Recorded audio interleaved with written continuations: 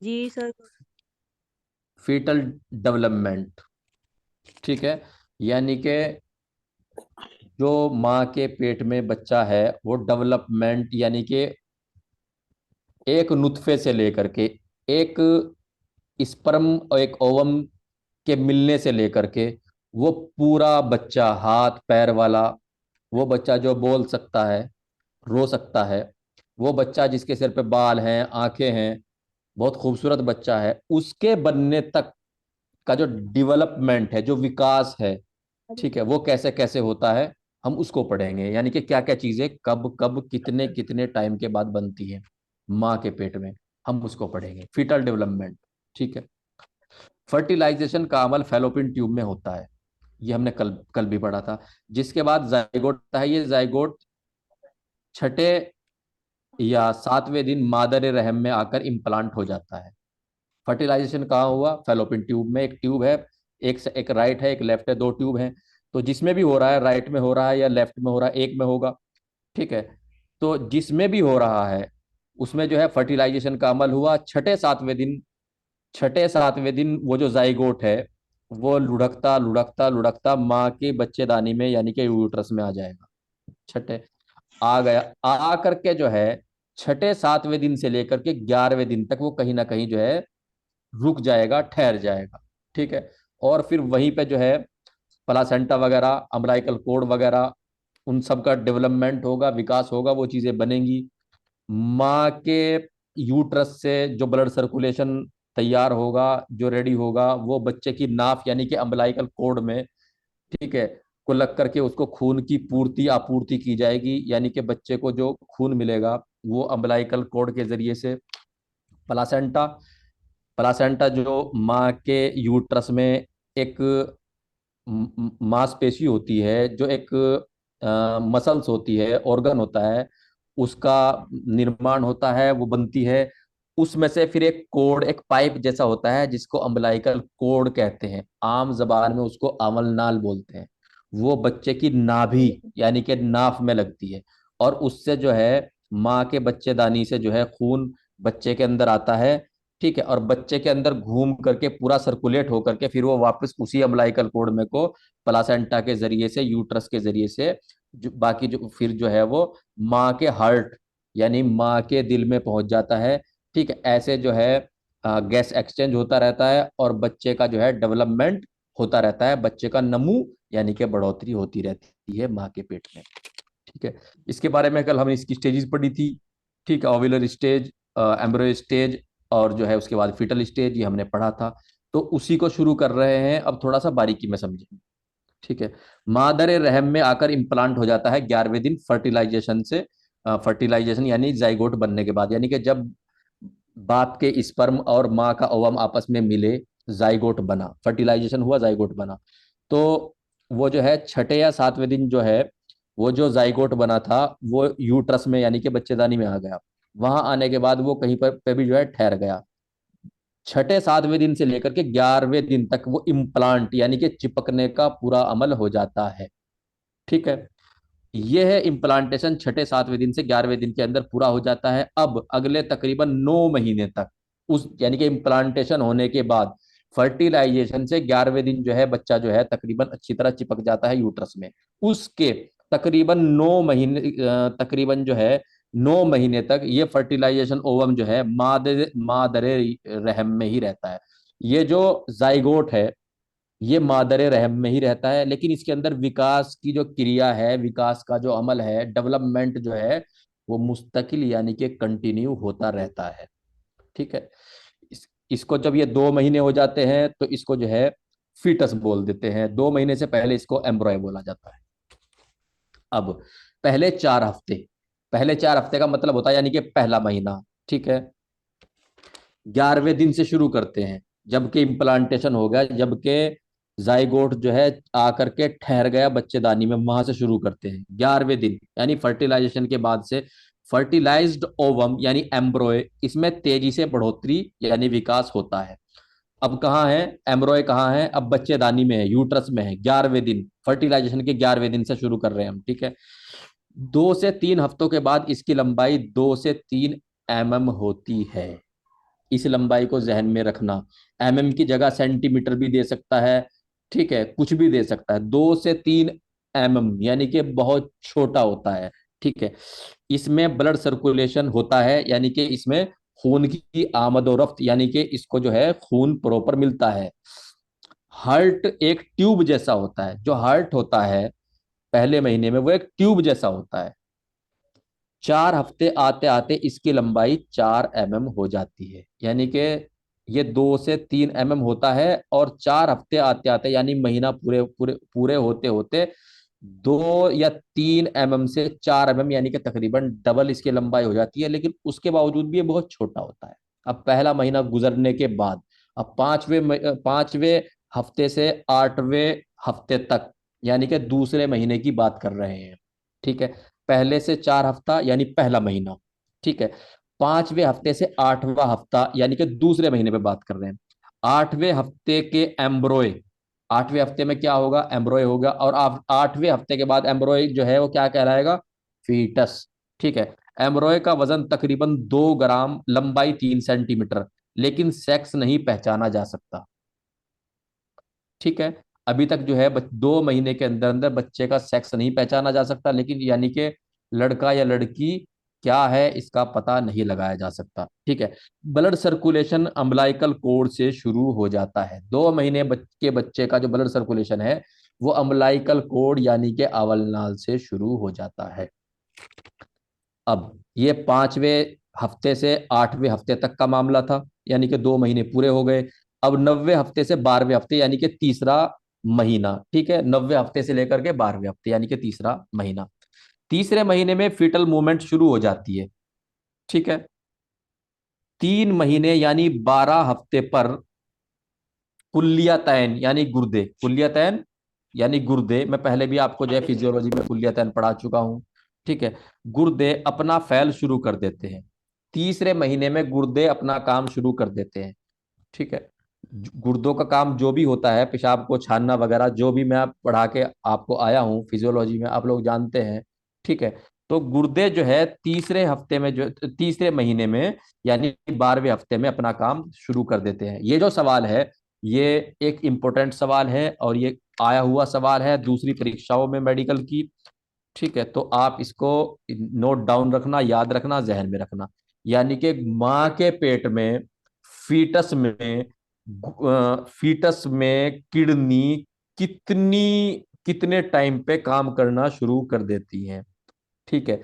12 हफ्ते यानी 3 3 महीने पर, 6 महीने 3 महीने। पर, छह जी। महीने 6 महीने पर, 7 महीने पर, या 8 महीने पर। तो 3 महीने पर यानी कि 3 महीने बारह का। हफ्ते पर इस चीज को आप याद रखेंगे।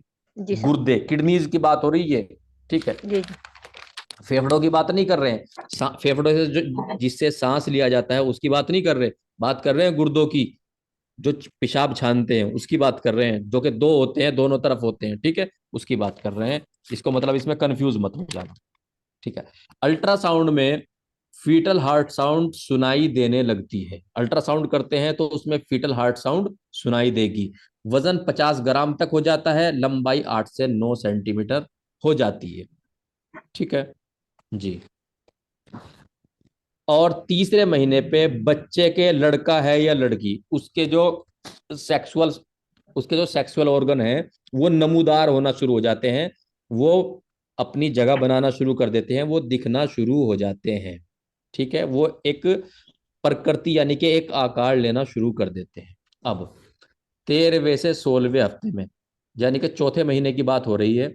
चौथे महीने में फीटस की हड्डियां बननी शुरू हो जाती हैं चौथे महीने में, ठीक है। स्केलेटल डेवलपमेंट, स्केलेटन यानी कि जो कंकाल है, ठीक है, जो हड्डियां हड्डियां है उसका डेवलपमेंट यानी कि विकास टुकड़े। होना शुरू हो जाता है। लड़का लड़की के जेनेटेलिया बाहरी आजा में नमूदार होने लगता है, ठीक है। कब, 13 से 16वें हफ्ते यानी कि चौथे महीने में लड़का है या लड़की है, उसके जो है उभार, वो इस बात का इशारा करने लग जाते हैं। ये पता लग जाता है अगर चौथे 4 महीने का बच्चा देखा जाए कि ये लड़का है या लड़की है। बच्चे का वजन 170 से 180 ग्राम यानी 15 से 16 सेंटीमीटर इसकी लंबाई हो जाती है। वजन कितना हो जाता है? 170 से 180 ग्राम। और इससे पहले तीसरे महीने में बच्चे का वजन कितना होता है? 50 ग्राम। 50 ग्राम से कितना बढ़ गया एकदम? 170 से 180 ग्राम हो गया अगले महीने। अब एक चीज में नोट डाउन करने की ये है कि जैसे कि मैं बता रहा हूं कि चौथे महीने का अगर हम बच्चा देखें तो ये पता लग जाता है लड़का है या लड़की है। लेकिन ये जो है सरकार की तरफ से लड़का या लड़की देखना गैर कानूनी है। माँ के पेट में लड़का या लड़की देखना गैर कानूनी है, अपराध है। ठीक है जी। अब चलते हैं आगे। 17 से 20 हफ्ते, यानी कि 5वें महीने की बात कर रहे हैं। ठीक है, 5वें महीने में पहली बार माँ को खुद बच्चे की हरकत, मूवमेंट महसूस होने लगती है। यानी कि पहली बार माँ को बच्चा अंदर उछलता हुआ महसूस होता है। कौन सा? 5वें महीने में, जिसे क्यूकनिंग कहते हैं। ये सवाल आया हुआ है, क्यूकनिंग किसे कहते हैं? क्यूकनिंग क्या कहते हैं? माँ को अपने पेट में बच्चे की हरकत महसूस हो, इसको क्यूकनिंग कहते हैं। बच्चा लात मारता है या कोहनी मारता है या सर मारता है या वो करवट लेता है, वो जो भी करता है, जब माँ महसूस करती है कि पेट में किसी चीज ने हरकत की है, इसको क्यूकनिंग बोलते हैं। ठीक है, इंग्लिश में क्यूकनिंग। इस क्यूकनिंग के बारे में भी कई बार सवाल पूछा गया है। ठीक है, बहुत इंपॉर्टेंट है। बच्चे की स्किन, इसीलिए मैं बच्चों आप लोगों को, स्टूडेंट्स आप लोगों को बोलता हूं मैं, मेरी आप लोगों से रिक्वेस्ट रहती है कि जो मैं आपके लिए एमसीक्यूज बनाता हूं उनको छोड़ा ना करो। ठीक है, एग्जाम में ऐसा हो सकता है जो मैं एमसीक्यूज जो मैं सवाल बनाता हूं उसको घुमा फिरा करके पूछा जाए, क्योंकि एग्जामिनर का अपना जहन है, मेरा अपना जहन है। ठीक है, हो सकता है उसके जहन में वो चीज ही आ जाए जो मैं पूछ रहा हूँ, वो थोड़ा दूसरे, उसके शब्द थोड़े से बदल जाए। ठीक है, कुछ, लेकिन इतने ज्यादा नहीं बदलेंगे। इंग्लिश वो भी डालेंगे, यूनानी भी डालेंगे। ठीक है, हिंदी में पेपर होना है, लेकिन थोड़ा सा कई बार कुछ चीजों का फर्क कर लेते हैं। जैसे कि मैं तो मान लीजिए मैंने किसी में नहीं डाला, उन्होंने नहीं का इस्तेमाल किया, उन्होंने डायरेक्ट बना दिया। तो जो भी करोगे होशियार होके करना, क्योंकि बच्चों मैं आप लोगों का जो है, मतलब मैं देख रहा था वो क्या कहते हैं, कॉस्मेटिक सर्जरी पे मैंने एक क्वेश्चन बनाया था परसों। कॉस्मेटिक सर्जरी पे मैंने एक क्वेश्चन बनाया था परसों, और ज्यादातर बच्चों ने उसे गलत किया है। क्योंकि मैंने जो नोट्स में लिखवाया था ना, मैंने थोड़ा सा बदल के आपके जहनों को चेक करने के लिए हल्का सा सवाल बदल दिया था। मैं ये देखना चाहता था सिर्फ मेरे बच्चे अपने दिमाग का इस्तेमाल कितना करते हैं। कहीं ऐसा तो नहीं कि वो मेरे नोट्स को पढ़ करके जो है टिक टिक टिक टिक करते जा रहे हैं। ठीक है, एमसीक्यूज पे मैं देखना चाहता था कि वो कितना अलर्ट हो गए। आप ज्यादातर बच्चों ने गलत किया है, मुझे बहुत तकलीफ हुई। थोड़ा सा प्रेजेंट रहा करे दिमागी तौर से। एग्जाम का मतलब ही ये होता है, एग्जामिनर चाहता ही ये है कि आप कितने योग्य हैं। नहीं तो उसे भी पता है कि आप जो है नर्सिंग यूनानी तो पढ़ के आ ही चुके हो, सरकार आपको डायरेक्ट भी नौकरी दे सकती है। ठीक है, लेकिन नहीं, सरकार आपकी योग्यता को टेस्ट करना चाहती है। तो आप लोग बिल्कुल अलर्ट रहा करो। वो कॉस्मेटिक वाला जो क्वेश्चन है वो थोड़ा सा मैंने अलट पलट करके किया था, वो जान करके मैं देखना चाहता था कि आप लोग जो है जू का तू टिक मारते हो या थोड़ा बहुत सोचते हो। वो ज्यादातर ने जू का तू टिक मार, मुझे बहुत अफसोस हुआ। तो थोड़ा होशियार रहें, और कोई भी स्टूडेंट सवाल नहीं छोड़ेगा। ठीक है, वो चीज बहुत जरूरी है। अब क्यूकनिंग कहते हैं बच्चे की स्किन, जिल्द पर वर्नेक्स वर्नेक्स कैसियोसा, यानी सफेद पाउडर सा बनने लग जाता है। नाखून दिखने लगते हैं। 5 महीने का बच्चा यानी कि फीटस 450 से 480, यानी कि तकरीबन आधा किलोग्राम का हो जाता है। लेकिन हमें 450 से 480 ग्राम ही याद रखना है। ठीक है, लंबाई 19 से 20 सेंटीमीटर होती है। लंबाई भी पूछ लेते हैं, वजन भी पूछ लेते हैं एग्जाम एग्जाम में। तो इन चीजों को थोड़ा सा जहन में बिठाना, शुरू से जब पढ़ोगे आप कि पहले महीने में इतना वजन इतनी लंबाई, दूसरे महीने में इतना वजन इतनी लंबाई, तीसरे महीने में इतना वजन इतनी, जब आप इसको सर्कुलेट करोगे दिमाग में तो ये सेटिंग बैठ जाएगी, कोई दिक्कत वाली बात नहीं है। इसको 3-4 बार पढ़ोगे ठहर करके, एकांत में बैठ के, कि ये आपको पक्का याद हो जाएगा, कोई मुश्किल काम नहीं है। थोड़ा सा पे सेंटीमीटर पे इस पे ध्यान रखना। अब 21 से 24 हफ्ते, यानी कि छठा महीना शुरू हो गया है। बच्चा जो है माँ के पेट में है, उसकी सिचुएशन क्या क्या है वो देख लीजिए। छठा महीना, वर्णिक कैसे हो, सफेद पाउडर जैसा चिपचिपा पदार्थ पूरे जिस्म पर पाया जाता है। ज्यादातर ऑर्गन अपना काम करना शुरू करने लगते हैं छठे छठे महीने में। ज्यादातर ऑर्गन जो है अपना काम शुरू करने लग जाते हैं। बच्चे में सुनने की काबिलियत, योग्यता पाई जाती है, यानी कि बच्चा सुनता है। वो दूसरी बात है कि वो सेंसेशन के बाद जो है रिएक्शन ना करे, क्योंकि वो बहुत छोटा है। ठीक है, लेकिन वो सुनने का जो उसका जो कान का जो एक समात है, जो एक सुनने का फंक्शन है, वो उसका काम करना शुरू कर देता है। कौन सा? छठे महीने में। 24 हफ्ते यानी कि 6 महीने के फीटस का वजन 750 से 780 ग्राम यानी कि पौन किलो के आसपास, लंबाई 28 से 3 सेंटीमीटर तक होती है। मैं पौन किलो क्यों कह रहा हूं? ताकि एक मोटा मोटा सा फिगर आपके जहन में बैठ जाए। फिर 750 से 780 ग्राम को आप टिक कर देंगे। ठीक है। अब 25 से 28 हफ्ते यानी कि 7वें महीने में अब जो है प्रवेश कर चुका है बच्चा, तो अब क्या क्या होता है? अगर कोई बच्चा 28 हफ्ते यानी 7 महीने का पैदा हो जाए तो वह जिंदा रह सकता है। ठीक है। बच्चे की टांगे, बाजू, हाथ, पैर यानी कि अपर एंड लोअर लिम्ब मूवमेंट करने लग जाते हैं, यानी कि हरकत करने लग जाते हैं। Upper limb and lower limb, upper limb बाजू हुआ, कोहनी और हाथ। लोअर लिम्ब जो है इसमें कोहनी, मतलब नीचे का पूरा धड़ जो नीचे का यानी कि घुटना आ गया, टखना आ गया, पैर, और ये इसका पूरा मूवमेंट। तो ऊपर का जो मतलब अपर एक्सट्रीमिटी और लोअर एक्सट्रीमिटी यानी कि बाजू, हाथ, और नीचे जो टांगे हैं, घुटने हैं, और जो पैर हैं, यानी कि ये पूरा का पूरा अपना काम करने लग जाते हैं, यानी कि ये हरकत करने लग जाते हैं। बच्चे के फेफड़े, लंग की बात कर रहे हैं, गुर्दों की बात हमने 3 महीने पे की थी। घूम मत जाना इसमें, फेफड़ों और गुर्दों में कंफ्यूज मत हो जाना। 3 महीने पे जो है हमने बात की थी गुर्दों की, पेशाब बनने की बात की थी हमने 3 महीने में। ठीक है। यहाँ 7वें महीने में हम बात कर रहे हैं फेफड़ों की, सांस लेने वाली बात कर रहे हैं। ठीक है। गैसियस एक्सचेंज, गैसियस एक्सचेंज का मतलब ये होता है कार्बन, हम में से सभी जो हैं, सभी इंसान जो हैं, वो ऑक्सीजन खींचते हैं, इस्तेमाल करते हैं, और अंदर से जो है कार्बन डाइऑक्साइड निकाल के खारिज कर देते हैं। तो इसको गैसियस एक्सचेंज कहते हैं। एक्सचेंज कहते हैं एक चीज लेना, दूसरी चीज छोड़ना। तो गैसों का आदान प्रदान, हिंदी में आदान प्रदान शब्द प्रयोग हुआ है। तो कार्बन डाइऑक्साइड और ऑक्सीजन का जो आदान प्रदान है, यानी कि गैसियस एक्सचेंज जो है, वो 7 महीने के बच्चे के जो फेफड़े हैं वो उसको करने लायक हो जाते हैं। ठीक है। दिमाग अपने अफआल फंक्शन के लिए डेवलप होने लगता है, यानी कि दिमाग, जो बच्चा जो मानसिक मानसिक जो मामले हैं, जो दिमागी मामले हैं, दिमाग जो है वो डेवलपमेंट की तरफ स्टार्ट हो जाता है, डेवलपमेंट करने लग जाता है। बच्चा 1100 से 1200 ग्राम और उसकी लंबाई 36 से 38 सेंटीमीटर हो जाती है। इसमें सबसे बड़ी बात तो यह है कि 7 महीने का बच्चा जो है वो जिंदा रह सकता है, वो जो है जी सकता है, और उसके हाथ पैर काम करने लग जाते हैं, फेफड़े काम करने जो लायक हो जाते हैं, फेफड़े काम करने लायक हो जाते हैं। लेकिन माँ बच्चे के जो फेफड़े हैं वो जो काम करेंगे वो करेंगे पैदा होने के बाद, पैदा होते ही, पैदा होने के फौरन बाद। माँ के पेट में बच्चे को जो ऑक्सीजन मिलती है वो माँ के खून से मिलती है। बच्चे के फेफड़े जो हैं वो एक्टिव कब होते हैं? जब बच्चा पैदा हो जाता है, उसके फौरन बाद। यही वजह है जब बच्चा पैदा होता है उसकी पीठ को थपथपाते हैं, उससे क्या होता है, जो फेफड़े होते हैं वो एक्टिव हो जाते हैं और वो खुल जाते हैं, वो हवा को खींचने लग जाते हैं।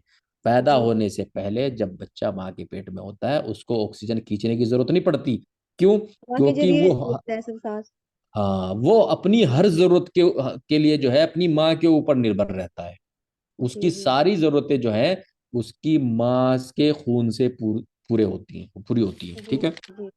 अब 29 से 32 हफ्ते यानी कि 8वें महीने में बच्चों में आयरन और फैट डिपोजिशन होने लगता है। लंबाई 40 से 42 सेंटीमीटर, वजन 1.5 से 2 किलोग्राम हो जाता है। ठीक है, जी ये 8वें महीने की बात है। फैट और आयरन यानी कि बच्चे को जो है हल्का हल्का सा जो है बच्चा मोटा होना शुरू हो जाता है। पहले बच्चा जो है वो सूखा सा होता है, कमजोर सा होता है, लेकिन बच्चे के ऊपर जब फैट चढ़ेगी यानी चर्बी चढ़ेगी और आयरन चढ़ेगा यानी कि उसको जो है प्रॉपर आयरन यानी कि मिलेगा, तो बच्चा जो है क्या होगा, हल्का हल्का मोटा सा होना शुरू हो जाएगा। अब जी 33 से 36 हफ्ते यानी कि 9वां महीना क्या होता है, बच्चे में फैट बढ़ जाती है। बच्चा जो है गोल मटोल सा अच्छा दिखने लग जाता है, ठीक है, साफ सुथरा दिखने लग जाता है। वजन 2 से 2.5 किलो और लंबाई जो है 42 से 44 सेंटीमीटर हो जाती है। और 8वें में 40 से 42, और यहाँ 42 से 44, यानी कि लंबाई अब बहुत कम बढ़ रही है। वजन जो है वो आधा किलो बढ़ा है तकरीबन, लेकिन लंबाई बहुत कम बढ़ी है, ठीक है, सिर्फ 2 से 4 सेंटीमीटर बढ़ी है। अब 37 हफ्ते से जब बच्चा पैदा हो यानी डिलीवरी हो, यानी कि 37 से 40 हफ्ते, यानी कि 10वां महीना, ठीक है, क्योंकि बच्चा ज्यादातर बच्चे के जो पैदा होने का टाइम है वो क्या है, 37 हफ्ते का कम से कम होना चाहिए, ठीक है। 37 हफ्ते मतलब 9 महीने 1 हफ्ता, 9 महीने 7 दिन के बाद जो बच्चा पैदा होता है उसको फुल टर्म डिलीवरी बोलते हैं, यानी कि उसको पूरे समय से पैदा हुआ हुआ बच्चा कहते हैं, जो 9 महीने 7 दिन के बाद पैदा हो, ठीक है। जी और जी। ये जो समय है ये 40 हफ्ते तक का होता है, ठीक है, 10वां महीना। बच्चे मेल में टेस्टिस एब्डोमेन से स्क्रोटम में आ जाते हैं, ये सवाल पूछा हुआ है कई परीक्षाओं में। तो इसमें क्या होता है, बच्चे के जो टेस्टिस होते हैं, बच्चे के जो टेस्टिस होते हैं वो इससे पहले कहाँ होता है, एब्डोमेन में होते हैं ऊपर, ठीक है। 90 महीने में वो क्या करते हैं, यानी कि 90 महीने के बाद वो क्या करते हैं, वो एब्डोमेन से नीचे फोथियो में यानी कि स्क्रोटम में आते हैं, उससे पहले वो ऊपर होते हैं। बच्चे के जो टेस्टिस होते हैं, बच्चा जब पैदा होता है 9 महीने पूरे हो चुके हैं, 36 हफ्ते हो चुके हैं। अब 9 महीने के बाद जो है बच्चा कभी भी पैदा हो जाता है, 9 महीने 7 दिन के बाद। तो बच्चे के जो टेस्टिस होते हैं, बच्चे के टेस्टिस जो है वो स्क्रोटम में आते हैं। स्क्रोटम में आने से पहले वो कहाँ होते हैं, एब्डोमेन में होते हैं। वो आराम आराम से वहां से सरक के जो है स्क्रोटम में आ जाते हैं, मेल बच्चे के, ठीक है। वजन 2.5 से 3 किलो तकरीबन हो जाता है, और लंबाई जो है 45 से 50 सेंटीमीटर हो जाती है 9 महीने के बाद। अब प्रिपरेशन इन लेबर, विलादत की तैयारियां, यानी बच्चा पैदा करने के लिए किन किन चीजों की तैयारियां करनी होती हैं उन चीजों को पढ़ेंगे। इसके साथ साथ उससे जुड़ी हुई दूसरी चीजों को भी समझेंगे, पढ़ेंगे। वह अमल यानी प्रक्रिया जिसमें मादरे रहम यानी यूट्रस यानी कि बच्चेदानी में पल रहा बच्चा, फीटस क्या कहेंगे उसको, फीटस, महबल यानी वैजाइना के जरिए यानी कि रास्ते बाहर आता है, विलादत लेबर कहलाती है, बच्चा पैदा होना कहलाती है, ठीक है। अमूमन यानी कि नॉर्मली 40 हफ्ते पर फीटस खुद ही पैदा हो जाता है। 40 हफ्ते पे क्या होता है, बच्चा खुद ही पैदा पैदा हो जाता है, यानी लेबर यानी कि विलादत खुद ही अमल में आ जाती है, यानी बच्चा खुद ही पैदा हो जाता है, खुद ही उसको दर्द, माँ को दर्द आने शुरू हो जाते हैं और बच्चा पैदा हो जाता है। हालांकि कुछ फीमेल फीमेल यानी कि हामलाओं यानी गर्भवतियों में यह अमल यानी कि विलादत 37 हफ्ते पूरे होने से पहले ही शुरू हो जाती है। कुछ जी गर्भवतियों में, कुछ हामलाओं में, गर्भवती यानी कि हामला, कुछ हामलाओं में बच्चा जो है वो 37 हफ्ते से पहले ही पैदा हो जाता है, यानी कि जो लेबर है, लेबर बच्चा पैदा होना, वो उसका ये जो अमल है, ये जो प्रक्रिया है, ये 37 हफ्ते से पहले ही जो है अमल में आ जाती है, यानी बच्चा पैदा हो जाता है, ठीक है। इसे जी। क्या कहते हैं, प्री टर्म लेबर कहते हैं इसको, प्री टर्म लेबर। एक तरीके से ये मान लीजिए, जो बच्चा 37 हफ्ते से पहले पैदा हो रहा है, मेडिकल साइंस जो है उसको टाइम से पहले पैदा हुआ बच्चा मानती है। 37 हफ्ते से पहले यानी कि 9 महीने 7 दिन से पहले, ठीक, उसको क्या मानती है, उसको वक्त से पहले, क्योंकि मेडिकल साइंस का ये कहना है कि बच्चा कब पैदा हो, 9 महीने 7 दिन, 37 हफ्ते हो गए, से लेकर के 40 हफ्ते के दरमियान कभी भी पैदा हो जाए, वो फुल टर्म डिलीवरी है, वो एक नॉर्मल नॉर्मल लेबर है, ठीक है, फुल टर्म लेबर है। और अगर इस 9 महीने 7 दिन पहले से पहले बच्चा पैदा हो रहा है, उसको प्री टर्म लेबर कहते हैं। अब इसके अलग अलग कुछ हामलाओं यानी गर्भवतियों में यह अमल 42 हफ्ते के बाद भी शुरू नहीं होता। कई मर्तबा ऐसा देखने में आता है कि किसी महिला यानी औरत को, किसी गर्भवती को, किसी हामला को जो है 42 हफ्ते हो गए, ठीक है, बच्चा यानी बच्चा पेट में है, फीटस पेट में है, लेकिन उसको जो है पेन नहीं आ रहा है, यानी कि वो लेबर में नहीं जा रही है। ठीक है। तो ऐसी कंडीशन में क्या करते हैं, ऐसी हालतों में कुछ मसनूई तरीकों से, मसनूई तरीके यानी कुछ आर्टिफिशियल चीजें करते हैं, जहां पर कुदरती तौर से रब की तरफ से सब कुछ हो रहा है, यानी कि दर्द शुरू हो गए टाइम से, 9 महीने 7 दिन से 40 हफ्ते, 9 महीने 7 दिन से 40 हफ्ते के बीच में सब कुछ अपने आप जो है कुदरती तौर से हुआ, बच्चा पैदा हुआ, वो एक अलग चीज है। लेकिन यहाँ 42 अगर हफ्ते हो गए हैं, तो फिर डिलीवरी के बारे में क्या है कि डिलीवरी को करा देनी चाहिए। कैसे? कुछ मसनूई तरीकों से, यानी आर्टिफिशियल आर्टिफिशियल तरीके वो होते हैं जिसमें एक डॉक्टर जो है वो कुछ दवाइयाँ वगैरह लगा करके जो है मरीज को लेबर में लाता है, यानी कि उसको दर्द शुरू करता है। 42 हफ्ते तक जो है उसको इंतजार किया, 42 हफ्ते तक जब दर्द शुरू नहीं हुआ, मरीजा यानी कि गर्भवती यानी कि महिला यानी कि हामला, जब उसको पेन शुरू नहीं हुए, तो फिर कुछ आर्टिफिशियल तरीके यानी कि कृत्रिम तरीके किए गए, दवाई वगैरह लगा करके जो है बच्चा पैदा कराया गया, दर्द बनाया गया, लेबर कराई गई। तो ऐसी लेबर को इंड्यूस्ड लेबर कहते हैं। 42 हफ्ते तक भी अगर दर्द शुरू नहीं हुआ, लेबर में नहीं आई पेशेंट, हामला जो है गर्भवती नहीं आई बैल, तो उसको जो कृत्रिम तरीके यानी कि दवाई वगैरह लगा करके जो उसको बच्चे को पैदा कराया गया, यानी कि लेबर का जो अमल है उसको शुरू किया गया। तो इस तरह का जो अमल है, इस ये जो है इसको इंड्यूस्ड लेबर कहते हैं। अब आमतौर पर प्राइमी ग्रेविडा उसको बोलते हैं जब कोई महिला, जब कोई औरत पहली बार मां बनती है, उसको ये मान लीजिए वो पहली बार कंसीव करती है, पहली बार उसके पेट में बच्चा जो है वो ठहरता है, तो उसको क्या बोलते हैं, प्राइमी ग्रेविडा। अब पहली बार मां बनने वाली फीमेल, ठीक है, में लेबर की मुद्दत 14 से 16 घंटे होती है, यानी कि उसको हल्के हल्के दर्द आएंगे आएंगे, उसमें बहुत सारी चीजें होंगी। ठीक है, दर्द बढ़ते जाएंगे, रास्ता बढ़ता जाएगा, शव दिखेगा, वो सब चीजें होंगी। ठीक है। तो बच्चा पैदा होने में जो है पहली पहली बार जो है प्रेग्नेंट हुई है, जिसको प्राइमी ग्रेविडा कहते हैं, वो 14 से 16 घंटे नॉर्मली लेती है। ठीक है। मल्टीपैरा में लेबर की मुद्दत 8 से 10 घंटे होती है, यानी कि जिस औरत को मल्टीपैरा यानी कि जिसको 2 से ज्यादा बच्चे हैं, ठीक है, वो जो क्या करेगी, उसका ये जो लेबर यानी कि बच्चा पैदा करने का टाइम है, दर्द शुरू हुए और बच्चा पैदा हुआ, ये जो लेबर का टाइम है उसका ये टाइम 8 से 10 घंटे हो जाता है। ठीक है। और जो प्राइमी ग्रेविडा होती है उसके 14 से 16 घंटे होती है। और जो मल्टी पैरा होती है, यानी कि जिसको 2 बच्चे हैं, उसको जो है 8 से 10 घंटे लगते हैं लेबर में, यानी कि दर्द शुरू होने से लेकर के जब तक के बच्चा बाहर आ रहा है। अब सर जी, प्राइमी किसी किसी को ग्रेविड बहुत ज्यादा टाइम लगता है। जी, मैं उन पे पॉइंट को आ रहा हूँ, उन पॉइंट पे मैं ठीक। आ रहा हूँ, उन पॉइंट पे भी बात करेंगे। ठीक है। प्राइमी ग्रेविडा और सेकेंडरी ग्रेविडा में लेबर की मुद्दत अगर 18 घंटे से गुजर जाए, आप यही कह रही थी ना, जी तो हाँ सर। उसे तो उसे प्रोलोंग्ड लेबर कहते हैं। ये सवाल बनता है कि प्रोलोंग्ड लेबर किसे कहते हैं। लेबर यानी कि बच्चा पैदा होने का अमल, प्रक्रिया।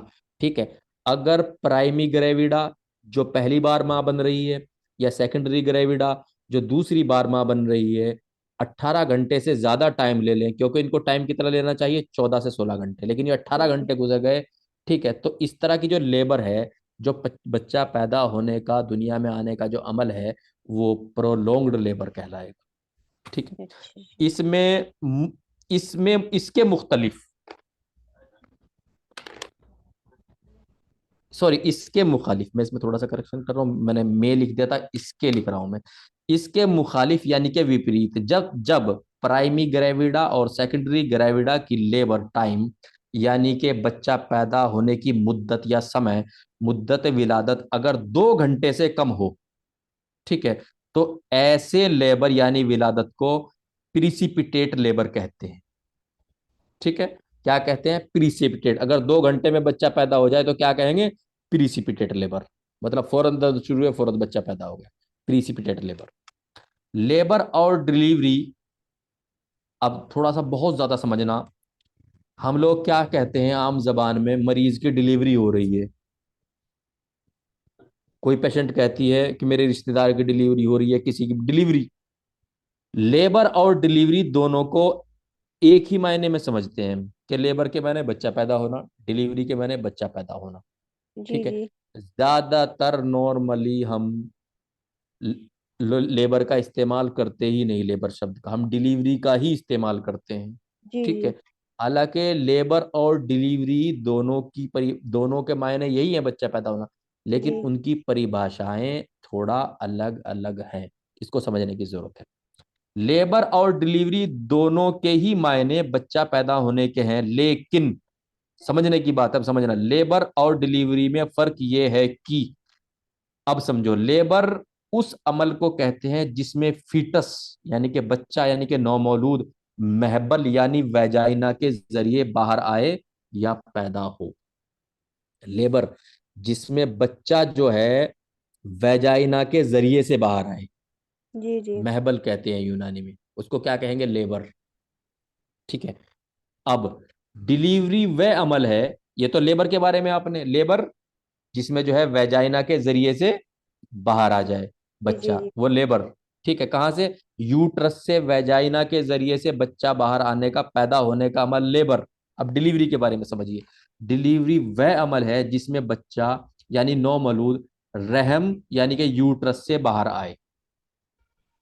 डिलीवरी क्या है, बच्चा यानी कि नौमौलूद यानी कि फीटस यूट्रस यानी बच्चेदानी से बाहर आने को डिलीवरी कहते हैं। अब वो बच्चा जो है चाहे तो वैजाइना के जरिए से आ जाए, ठीक है, चाहे वो ऑपरेशन के जरिए यानी कि जो बड़ा ऑपरेशन होता है, जो एब्डोमेन पे कट मार के सर्जन डॉक्टर करती हैं, चाहे वो ऐसे आ जाए। बच्चेदानी से बच्चे का बाहर आ जाना डिलीवरी है, और जी बच्चेदानी से वैजाइना के थ्रू बाहर आ जाना लेबर है। ठीक है। बच्चा चाहे ऑपरेशन से पैदा हो रहा है, मतलब वो एब्डोमेन में को, पेट में लोअर एब्डोमेन में को निकल रहा है, चाहे वैजाइना में को बाहर आ रहा है, डिलीवरी है। जी लेकिन अगर बच्चा वैजाइना में को बाहर आ रहा है तो लेबर है, हाँ अगर जी ऑपरेशन से बाहर आ रहा है तो लेबर नहीं है। जी जी जी जी अब अब एक लाइन बनती है, उस पर ध्यान रखना। डिलीवरी में यह शर्त नहीं है कि बच्चा वैजाइना के रास्ते बाहर आए या सिजेरियन के जरिए, कट के जरिए बाहर आए। बस डिलीवरी के मायने यूट्रस से बच्चा बाहर आ जाए, उसे डिलीवरी कहते हैं। ठीक है। इसलिए अब एक सेंटेंस है, इस सेंटेंस का ध्यान करना आप, हर लेबर डिलीवरी कहलाती है। जी जितने भी बच्चे वैजाइना के थ्रू बाहर आ जाएंगे, वैजाइना के रास्ते बाहर आएंगे, वो सब डिलीवरी कहलाएंगे। ठीक है। हर लेबर, जितनी भी लेबर होती हैं सब डिलीवरियां हैं। ठीक है। लेकिन हर डिलीवरी लेबर नहीं कहलाती। जी हर लेबर डिलीवरी है, लेकिन हर डिलीवरी लेबर नहीं कहलाती। जी ये चीज समझ में आई सबके। जी जी जी। नोट, आमतौर पर विलादत आखिरी महीने के 40 हफ्ते यानी 288 दिन बाद होती है, क्योंकि एक महीना जो है हम जो उंगलियों पे गिनते हैं, 7 दिन का एक हफ्ता, 7 चौक 28, जी एक महीना हो गया। तो आम तौर से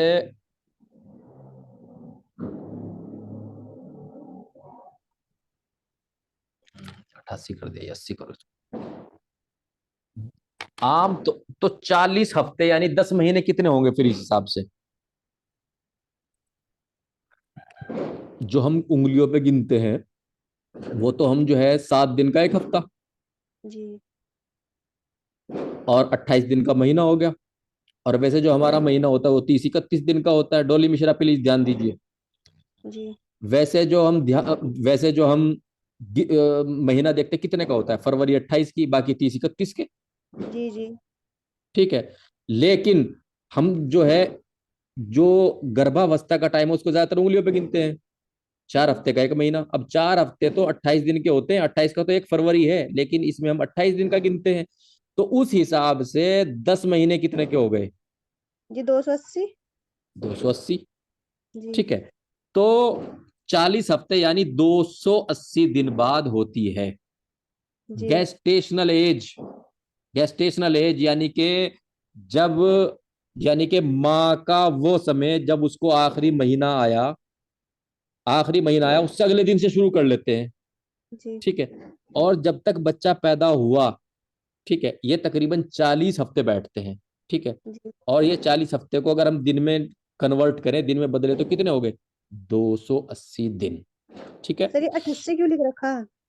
88 था ना, ये मैंने काट दिया, मैं दोबारा भेजूंगा। ये ठीक है। 80 की जगह 88 लिखा गया था। जी जी जी। ठीक है, मैं दोबारा इसको भेजूंगा पीडीएफ को। ठीक है, इसमें एक करेक्शन और भी किया है मैंने, वो दोनों के दोनों क्लियर हो जी जाएंगे। जी जी जी। अब आम तौर पर विलादत यानी आखिरी महीने के 40 हफ्ते यानी 280 दिन बाद क्या होता है?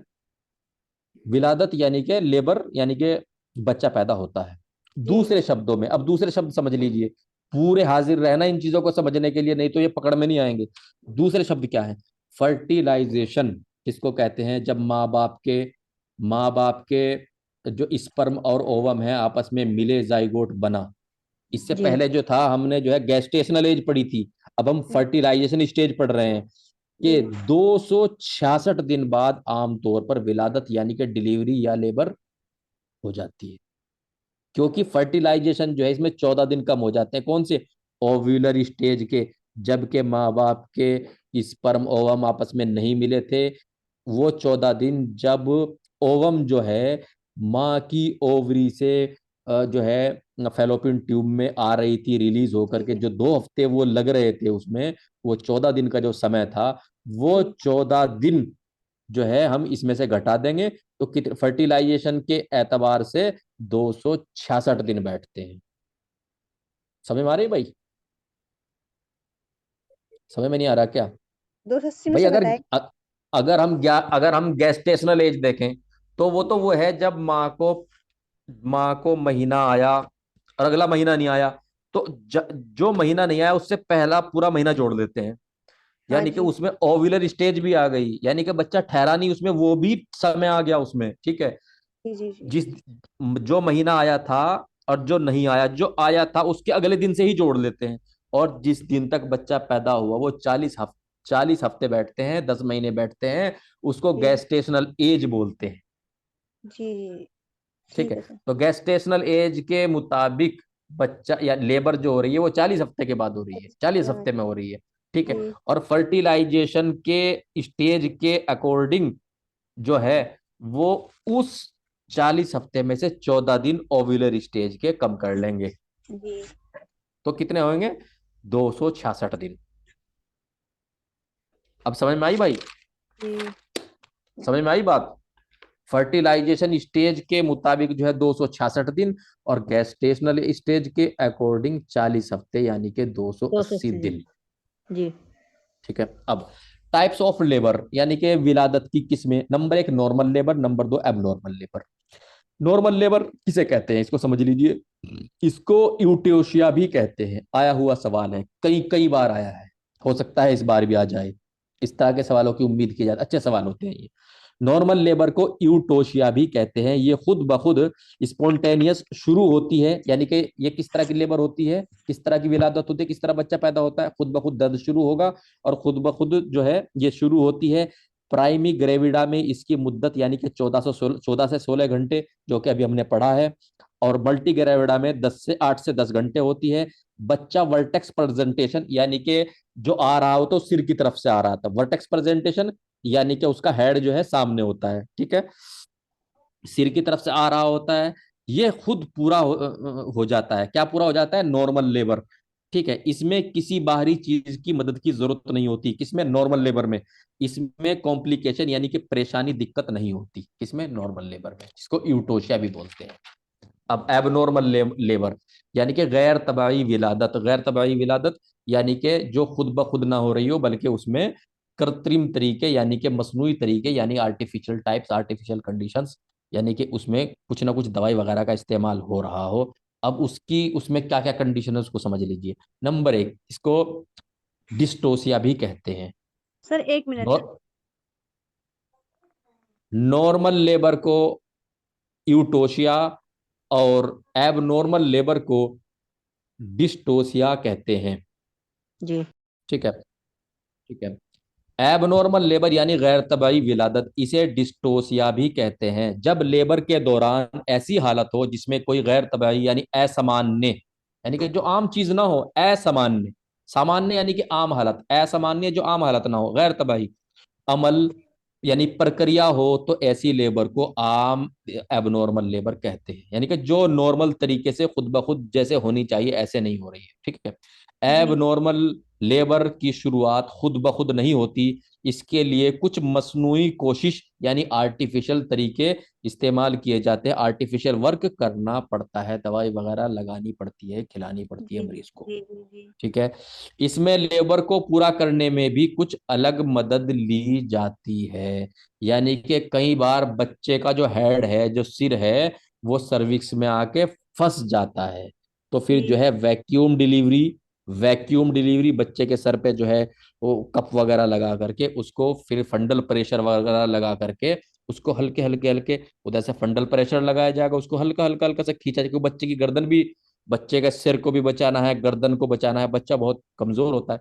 ठीक है। जी तो जी ऊपर से माँ के पेट पे जो है फंडल प्रेशर लगेगा, इधर से आराम आराम से जो डॉक्टर है वो आराम आराम से उसको जो है बाहर निकालेगी। ठीक है। इस तरह पैदा करवाया जाएगा। ठीक है। एबनॉर्मल लेबर की शुरुआत खुद ब खुद नहीं होती, इसके लिए कुछ मसनूई कोशिश, आर्टिफिशियल वर्क करना पड़ता है। जी इसमें लेबर को पूरा करने में भी कुछ अलग मदद ली जाती है, यानी ये वैक्यूम प्रेशर वगैरह की। ठीक है। या फंडल वगैरह की। ठीक है।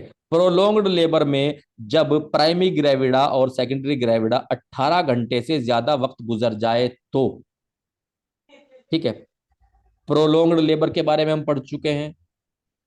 प्राइमरी ग्रेविडा, जब कोई माँ पहली बार, जब कोई महिला औरत पहली बार माँ बन रही हो, प्राइमरी ग्रेविडा। सेकेंडरी ग्रेविडा जब दूसरी बार बन रही हो। जी क्योंकि जी पहला बच्चा टफ होता है थोड़ा सा, थोड़ा सा। दूसरा बच्चा भी तकरीबन पहले बच्चे जैसा ही होता है, वो इतना इजी नहीं हो जाता। ठीक है। जी पहले दो बच्चे जो है थोड़े से टफ होते हैं, उसके बाद फिर उससे इजी हो जाता है। टाइम जो है, लेबर का टाइम भी घट जाता है। ठीक है। 8 से 10 घंटे हो जाते हैं, पहले 14 से 16 घंटे होते हैं। ठीक है। जब ये 18 घंटे से प्राइमरी ग्रेविडा और सेकेंडरी ग्रेविडा, जब कोई महिला पहली बार या दूसरी बार माँ बन रही है, ठीक है, जब यह टाइम जो है 18 घंटे से गुजर जाए, तो फिर वो एबनॉर्मल डिलीवरी की तरफ चले जाता है। और उस टाइम जो है कुछ मसनूई तरीके, कुछ कृत्रिम तरीके इस्तेमाल किए जाते हैं, जैसे कि फंडल लगाया जाता है, वैक्यूम वगैरह लगाया जाता है, कुछ मेडिसिन लगाई जाती हैं। उन सब की बात हो रही है। ठीक है। तो प्रोलोंग्ड लेबर, जब प्राइमरी ग्रेविडा या और सेकेंडरी ग्रेविडा 18 घंटे से ज्यादा वक्त गुजर जाए, उसमें फिर क्या करते हैं, एबनॉर्मल लेबर की ट्राई करते हैं, कुछ कृत्रिम चीजों की, कुछ मसनूई चीजों की, ठीक है, आर्टिफिशियल तरीकों का इस्तेमाल करते हैं। अब जी इसके अलावा कब करते हैं, जब फीटस, नौमौलूद जनीन की प्रेजेंटेशन वर्टेक्स के अलावा, यानी कि बच्चा जो है सर की तरफ से नहीं आ रहा, किधर, बीच बीच, ठीक है, अपने कुल्लों की तरफ से आ रहा है, ठीक है, जी नीचे की बिल्कुल तरफ से आ रहा है, ठीक है, या शोल्डर या बच्चे का कंधा सामने आ रहा है, ठीक है, ऐसी प्रेजेंटेशन हो तो फिर ये एबनॉर्मल लेबर हो जाती है। और अगर ब्रीच है, बच्चा उल्टा आ रहा है या शोल्डर आ रहा है, तो फिर उसको जो है पर वैजाइनली पैदा करवाने की कोशिश नहीं करते। क्यों नहीं करते, क्योंकि वो पैदा तो हो जाएगा, माँ के ऊपर थोड़ा सा जोर फालतू पड़ जाएगा, लेकिन ऐसी कंडीशन में बच्चे का दम घुटना यानी बच्चा एस्फिक्सिया में चला जाए, उसके चांस बहुत ज्यादा होते हैं।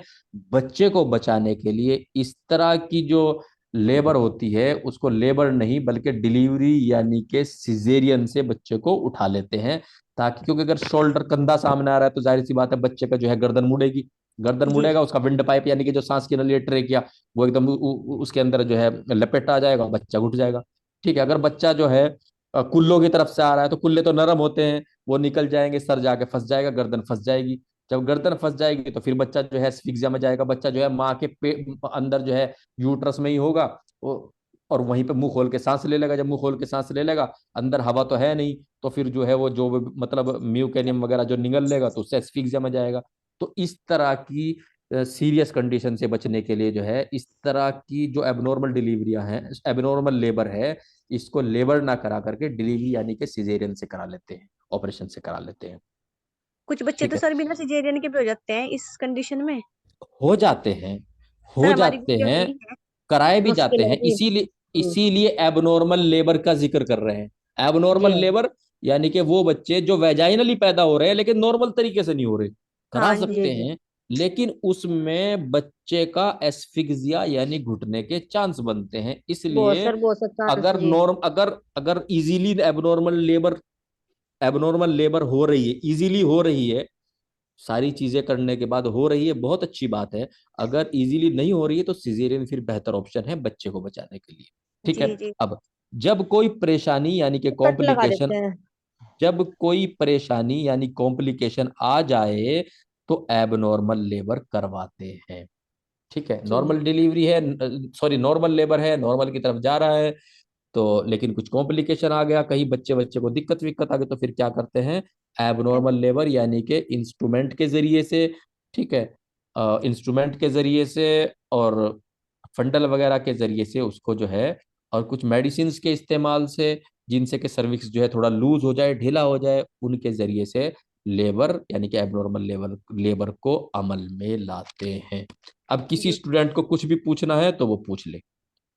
हाँ सर जी, मेरे ये सर फर्टिलाइजेशन बता रहे, सर ये क्या बता रहे थे आप? सर हम